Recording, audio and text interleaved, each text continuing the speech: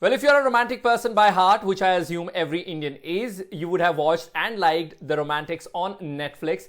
It's directed by Smriti Mundhra, who joins us for a conversation on NDTV. Smriti, a very warm welcome. I loved the series. It's a four-part series, and the first episode is titled as The Boy from Jalandhar. I'm from Jalandhar. Absolutely loved seeing that. Thank you. Thank you so much. On scale of 1 to 10, how big of a Hindi film fan are you? At this point, 15, 20. um, it's something that I grew up with. Hindi films is something I grew up with and was very important to me, particularly as an NRI, because, for many years it was my connection, to my motherland. And, I grew up watching Hindi films and, never really stopped. Now let's also talk about Uday's accent. Internet is really discussing it, and as in the series, he says, "Which accent do you want me to put?" I want to ask: did you ask him to put that particular accent? No, I didn't. But poor Uday. I think, look, I think when you travel extensively and you live in different parts of the world, sometimes you sort of slip into the accent of the person who is speaking to you. And I was the one doing the interview, so I think I should take the responsibility, for the accent choice. Now the million-dollar question: how did you manage to get Aditya Chopra? Herculean. It was enormous. It was honestly the toughest part about making the series, besides the actual, work of editing. But as I had, when I pitched this series to Yash Films, because I needed their blessing in order to use all the films and the music and obviously the behind the scenes material. They were incredibly gracious, incredibly helpful, providing me access to everything that I needed, except Aditya Chopra. And that was a very clear line that was set from the beginning. And while Aditya and I had many off the record conversations, just for context and my research, he was very reluctant to sit in front of a camera for obvious reasons. But ultimately, I think he relented because I think somewhere he probably could recognize that the story of his father and the story of his father's legacy is, couldn't be told without him. He is such a big part of that legacy. So I think eventually that's what. When we talk about these documentary series on Hindi film industry, you think of all the mega stars, especially the three Khans. But you went beyond that. You explored Yash Chopra's filmy world. Was that a conscious decision? Did you want to break that mold and go beyond that? Definitely. The goal was always to tell the story of India through its most prominent and revered auteur. And, of course, you spend 3 years on a series, you want people to watch it. So, I wanted, and I know that, documentaries sometimes still people equate, in their minds with, something academic or a little boring, so I wanted the series to have the same level, of like it evoked the same level of excitement as a Hindi film, that has your favorite stars and, takes you on a journey and, is an emotional catharsis. So, I knew that, while it wasn't about packing in as many stars as possible, honestly, that just really came about because everyone I approached, was eager to participate, and pay tribute to Yashi. But I knew that, like not only is it appropriate because the stars are a part of that journey of that story, but also it would encourage people to watch it. Now I want you to define that moment when you met Shah Rukh Khan, and please be as elaborative as you can. Oh man, it was incredible. I have been a Shah Rukh Khan fan since childhood. Also, was it the first time you were meeting him, or you had met him in the past? Well, my very first time meeting him.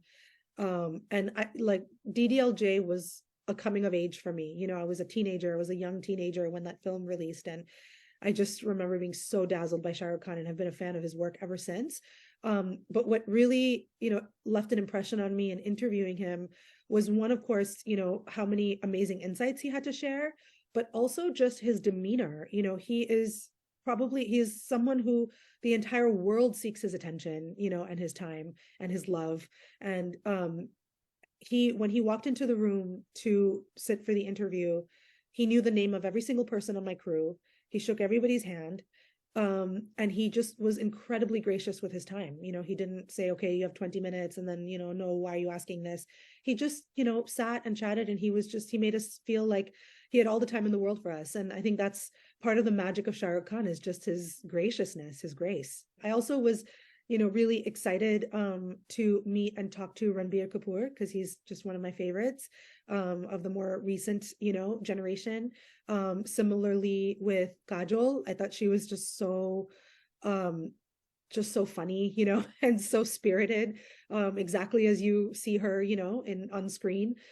Um, of course, Rishi Kapoor, was a really memorable, being his last interview, was a really memorable experience for me. And I have to also say Ayushmann Khurrana. He's also one of my favorites, of the younger generation. And it was just great to talk to him as a young man who is a fan and whose own life and career has been defined by a lot of these films. Smriti, now I want to show you something from my bookshelf, and it's Rishi Kapoor's biography. Kullam Kulla, absolutely loved it, and liked his candid appearance on the show as well. Did any moment from that conversation stayed with you because that was the last time you ever got to chat with him? I think it was really the feeling of how nostalgic, he was feeling, and at that time, we kind of knew, that he was ill, and he was battling illness, but he just seemed so lively, and and he looked so good and everything on that day, that it was impossible to imagine that we would lose him just a month later. But in hindsight, like maybe there was something, like maybe he was thinking a little bit about his own mortality and in a mood to reminisce, about his career and his, the most important relationships in his life, including, his relationship with Yash Chopra. And it was honestly really amazing. Now, talking about the stars, who other than Aditya Chopra was difficult to get? Trying to think who, there were definitely some people where scheduling was a problem, was a challenge, just because they're very, very busy. Salman Khan is someone whose time, is very precious and, very difficult, to lock down. But there was no shortage of will, or desire to participate, in the series. Everyone was really open and really game for it. So I think maybe the biggest challenge was honestly scheduling. See, one thing is clear, the show is being appreciated a lot, but when there is appreciation, it reaches a lot of people, and then there's criticism as well. A lot of people have pointed out that the series also does PR work for nepotism. It tries to show it in a positive light. How do you react? I think the any critique, any thoughtful, well-meaning critique, I accept, and I'm grateful for. I think the idea, the debate around nepotism gets very flattened, particularly on social media, and, emotions get heightened, and, things like that. I think my only aim was to, one, acknowledge it, call out the elephant in the room, but also, show it with a little bit more dimension. Nepotism is not something that's unique to the Hindi film industry. It exists in every industry, in every corner of the world, since the beginning of time. It just, I think, becomes a flashpoint, in film industries, whether it's Hollywood, there's big debate about that in Hollywood as well. And also, of course, in India and in the Hindi film industry. But I think, what I wanted to show was an acknowledgement, of that, and give space, for people who have benefited from such privileges, to talk about it, in whatever way they choose, and chose. So yeah, that was sort of my job as a filmmaker and my aim as a filmmaker. And then, I think the debate is healthy, especially when it's in good faith. Now, in the end, let's play a fun game. Who's most likely to? Think of everybody who's been featured in your series. Who's most likely to come late for the interview? Everybody except Rishi Kapoor and except Mr. Bachchan. They were very prompt. But I don't begrudge, because we're asking for precious time from very, very busy people. But I think most everyone turned up late. Who's most likely to check his frame again and again? Who was most likely to check their frame again and again? I think maybe Ayushmann, but I'll tell you why. It's because he was wearing glasses, and I really wanted him to wear his glasses because I really loved his look that day, and he was very concerned to make sure that the light, wasn't coming in his in the glare in the glasses. So, we stopped frequently to check for that. Who's most likely to tell a lie to sound interesting?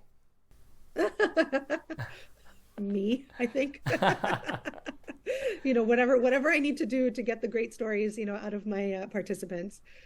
Who's most likely to be controversial? Um, Aditya Chopra, And why do you say that? because I think he calls it like it is. He's not he's not careful with his words. He's thoughtful about his words, but he's wasn't ever, like, okay, how do I say this? How do I talk about this? How do I avoid this topic? He was very forthright, in everything I asked him, and I probably asked him the most amount of sensitive questions. So I would say him.